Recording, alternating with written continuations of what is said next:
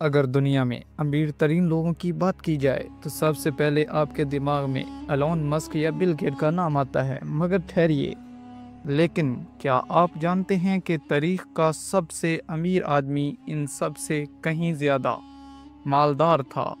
اس کی دولت کا تخمینہ آج کے 400 ارب ڈالر سے بھی زیادہ لگایا جاتا ہے۔ یہ کوئی یورپی بادشاہ یا مشرقی سلطان نہیں تھا، یہ تھا افریقہ کے دل سے اٹھنے والا ایک حکمران جس کا نام تھا منسا موسیٰ۔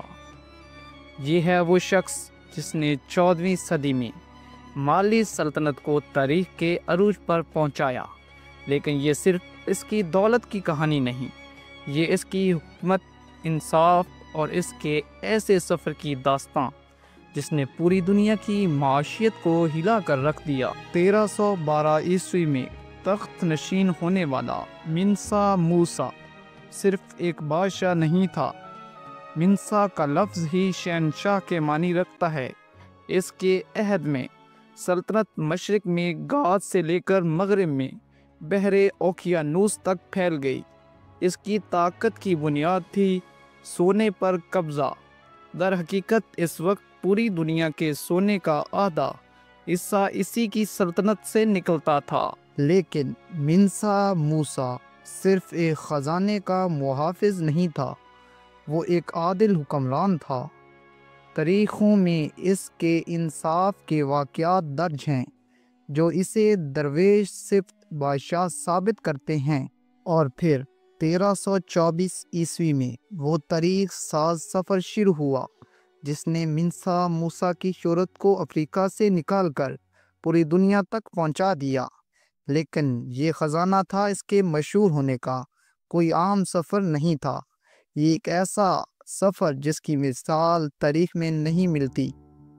حج کا سفر، 60,000 فوجی، 12,000 غلام، ہر ایک کے پاس 4 پاؤنڈ سونا، 80 اونٹ صرف سونے سے لدے ہوئے۔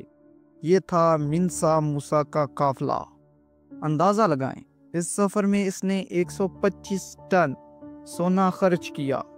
جب یہ قافلہ قاہرہ پہنچا تو منسا موسیٰ نے اتنا سونا غرباء مساکین میں تقسیم کیا، اتنا سونا بازار میں لٹایا کہ مصر میں سونے کی قیمتیں ہی گر گئیں۔ کچھ روایات میں تو یہاں تک آیا ہے کہ منسا موسیٰ نے قاہرہ کی گلیوں میں سونے کے ڈھیر چھوڑے اور ہر جمعے کو جہاں وہ ٹھہرتا ایک نئی مسجد تعمیر کرواتا۔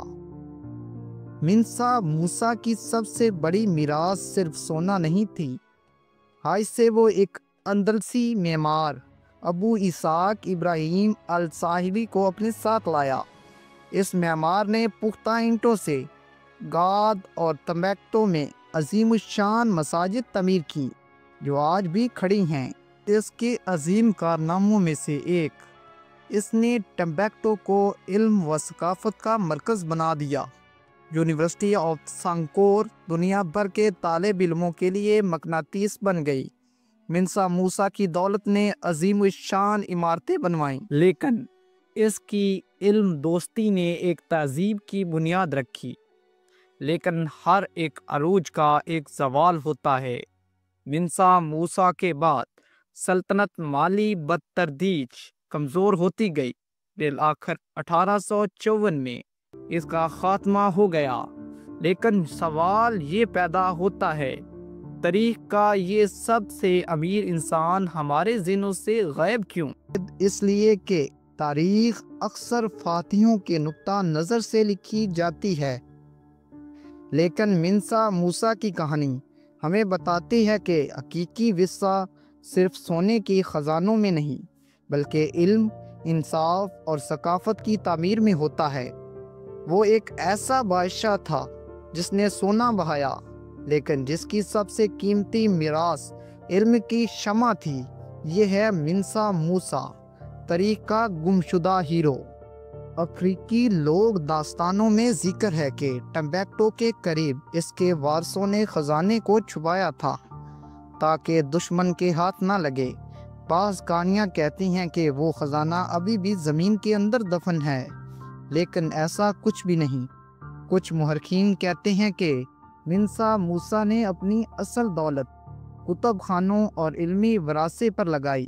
ہزاروں نایاب قلمی نسخے، دینی و سائنسی کتابیں جو آج بھی کچھ حد تک محفوظ ہیں، وہی اس کا خزانہ ہے۔ اس کو بعض لوگ علم کا خزانہ بھی کہتے ہیں۔ تو پھر منسا موسیٰ کی یہ عظیم سلطنت آخر کیوں ختم ہوئی؟ کیا آپ کے خیال میں آج کے امیر ترین لوگ منسا موسیٰ جیسی کوئی ثقافتی یا علمی میراث چھوڑ رہے ہیں؟ کمنٹ میں بتائیں۔ تاریخ کا یہ سب سے امیر انسان ہمارے ذہنوں سے کیوں غائب؟ یہ ہمیں تاریخ کے بارے میں دوبارہ سوچنے پر مجبور کرتا ہے۔ سبسکرائب اور لائک ضرور کر دیجئے۔